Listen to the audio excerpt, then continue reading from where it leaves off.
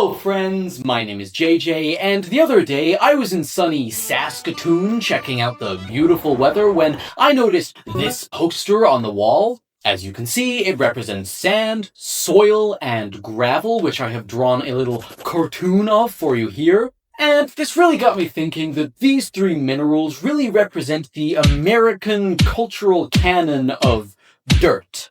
And given that my channel is rapidly running out of ideas and I'm forced to cover increasingly niche topics, that's what we're going to cover today. Sand, being found on the shores of most landmasses, has long been used to represent the gateway to new countries, with famous depictions of William the Conqueror, Napoleon, and George Washington, often being depicted maroon sand to represent their conquest, and a trend that still carries to this day. However, our current ideas about sand can really be traced back to the 1700s and the Victorian era, with the introduction and subsequent popularity of the book Arabian Nights, which put the concept of Arabia as a location into the Western imagination. This representation then considered into the post-war era, with Hollywood picking up the slack, which continued the tradition of representing the Middle East as a strange place in films like Indiana Jones, Lawrence of Arabia, and Star Wars. A trend that continues to this day with films like Aladdin, Dune, and, well, Star Wars. The need for a varied and unique location in video games also continued this trend, with the desert level being a cliche in retro platformers, usually complete with snake enemies to dodge, cactuses, and flying carpets, which, come to think of it, might represent the American desert cultural canon. Soil for most of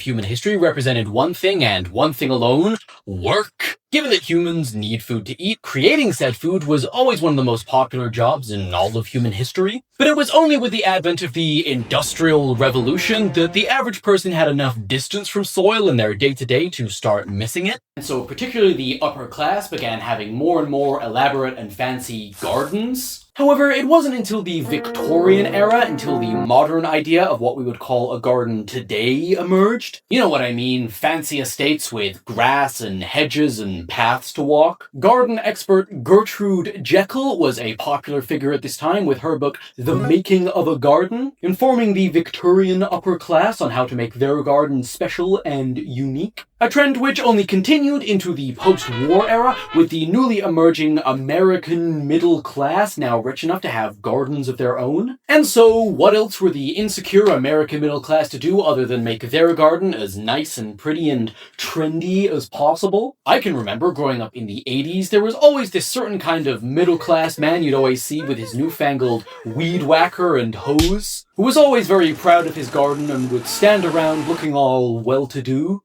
The film Romeo and Juliet is an excellent send-up of American garden culture, with the owners of the two houses engaging in everyone's favorite pastime, middle-class irony, filling their garden with all sorts of ironic gnomes, non-functional boats, and making plant pots out of random items such as a boot. I should also mention, as YouTube's resident flag spurt, that gardens had a pretty sizable effect on the way that the American flag is viewed, with the idea of the American flag as something to be flown personally and patriotically within your garden still persisting to this day. It's about drive, it's about power. We stay hungry, we devour. Gravel, I was surprised to learn, actually does have a specific definition, as the Principles of Sedimentology and Stratigraphy and the American Geology Institute's Glossary of Geology both define it as any collection of rock where individual particles average above 2 millimeters in diameter. Gravel was always used by societies like the Roman Empire to build their roads. However, the modern version of gravel, which we know today, wouldn't emerge until the end of the Victorian era, when an English inventor by the name of Edgar Hughley tried combining gravel with rocks and tar to create a more easily malleable and stronger surface known as tarmac, which was pretty perfect as a surface to be used by the newly invented automobile. This process of creating tarmac then evolved in the post-war era, where soon enough every American city was covered with the stuff, with the only places that still used old-fashioned gravel and and cobblestone roads being older cities in Europe, such as France. However, I would never go there due to my deep-seated desire to genocide all French people. Now, some may argue that all of my videos are formatted the exact same way. However, the concept of what we now know as a format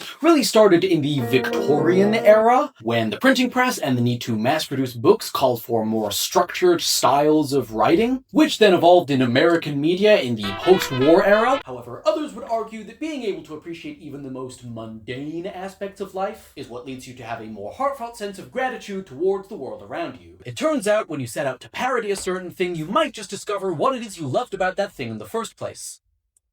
Huh. Anyway, I recently released a 40-minute breakdown on the concept of absurdism. You might enjoy that. See you around, Canada.